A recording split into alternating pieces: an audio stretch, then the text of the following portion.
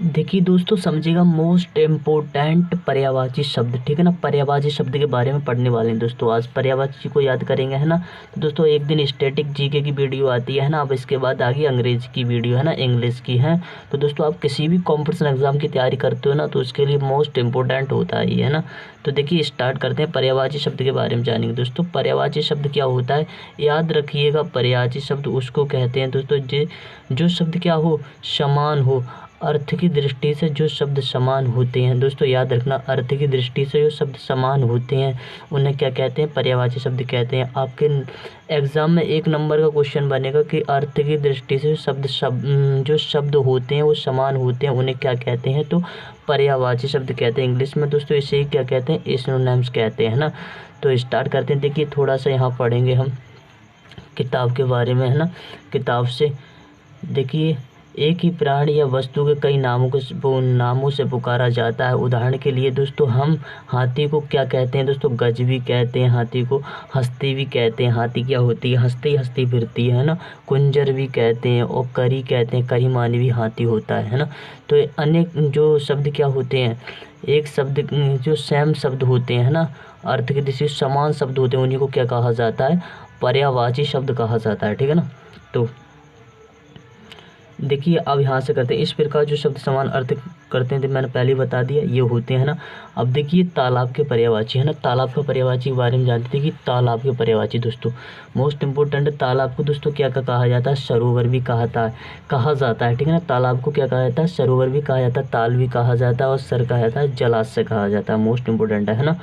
अब देखिए पक्षी को क्या कहा जाता है, खगमानी भी क्या होता है, पक्षी होता है। दिवसमानी भी क्या होता है, पक्षी होता है। और चिड़िया मानी भी क्या होता है, पक्षी होता है। पखेरु पूछता, पखेरु किसका पर्यायवाची है, तो याद रखिएगा ये पक्षी का पर्यायवाची है ना, ठीक है, याद रखना, है ना। अब बात आती है घर पर। तो घर को गृह कहते हैं, भवन कहते हैं, धाम कहते हैं, और क्या कहते हैं, आलय कहते हैं, और आवास भी कहते हैं, और निकेतन भी कहते हैं, आवास, है ना।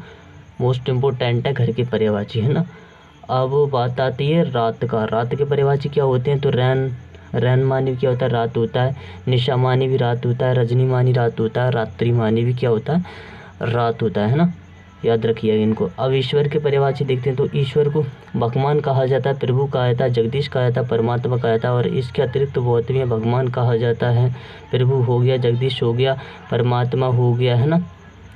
ये बहुत सारे होते हैं। अब देखिए फूल के पर्यायवाची क्या होते हैं, तो फूल को क्या कहता है, पुष्प कहते हैं, सुमन कहते हैं, कुसुम कहते हैं, प्रसून। तो सुमन कुसुम और प्रसून, है ना, याद रखना।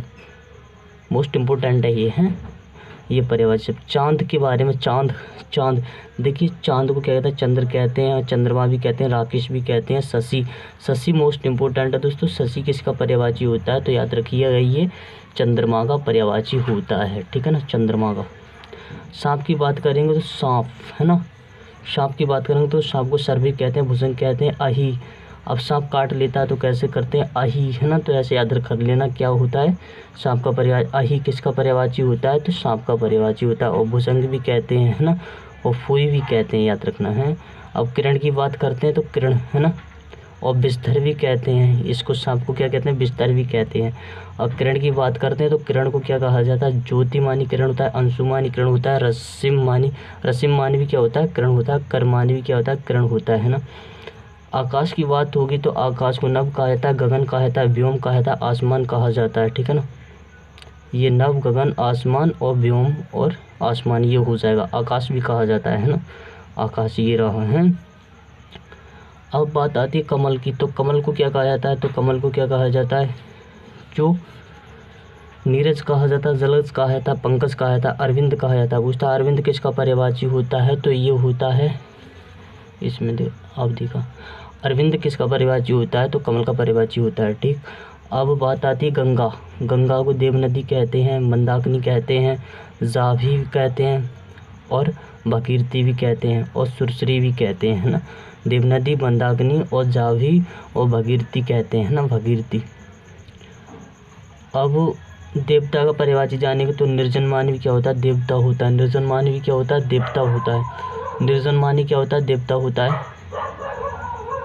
और देवमानी देवता होता है, सुरमानी देवता होता है, और अमरमानी क्या होता है, अमर क्या होता है, अमर देवता क्या होते हैं, अमर। तो ऐसे याद कर लेना, सुरमानी भी क्या होता है, देवता होता है, अमरमानी भी देवता होता है, नजरमानी भी देवता होता है।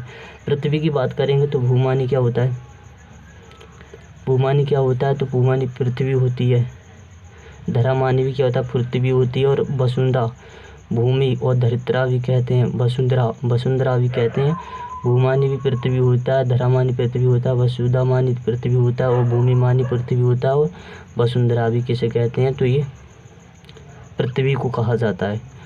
अब सूरज की बात होगी तो सूरज को क्या कहा जाता है, सूरज को सूर्य कहा जाता है, दिनकर कहा जाता है, दिवाकर कहा जाता है, प्रभाकर कहा जाता है ना। अब बात आती है बादल की, तो बादल की बात करेंगे तो नीरद कहा जाता है, और बारिद कहा जाता है, जलद कहा जाता है, घन कहा जाता है ना। अब घोड़ा की बात आती है तो घोड़ा को क्या कहता है, अश्व का कहा जाता है, अश्व।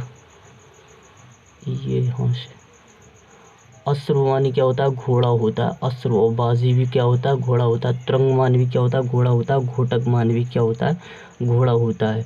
अब पेड़ की बात आ गई तो वृक्ष को भी क्या कहा जाता है, पेड़ कहा जाता है।